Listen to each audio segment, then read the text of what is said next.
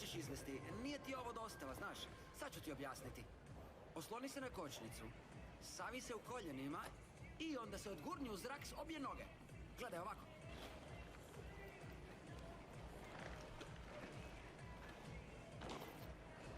I?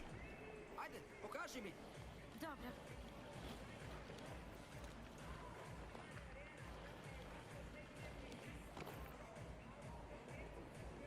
Zaista ti puno hvala, Snobe. Molim, dostavljačice. Pa nisam bez razloga kralj rolanja. Naravno, zaboravila sam. Ne pričaš o ničem drugom.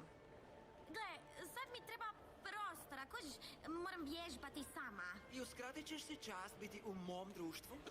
Ne, znaš, za mene to nije društvo, više je kao mučenje. Ne bi rekao. Sretnem te gdje god se pojavim. Nije istina. Osim toga ja sam vježbala, a ti uvijek doćiš brbljati. Pa dobro, zahvaljujući tome izvela si korak koji te mučio, ne? Možda ti mogu pomoći i ovdje na treninzima. Mogu biti tvoj osobni trener. Da, može, aha. Gle, imam prijedlog. Večeras se možemo naći, počastim te smutijem i pričamo o tvom treningu, što kažeš? Nemoguće je odbiti takvu ponudu. Da, tvoja cura će biti ljuta.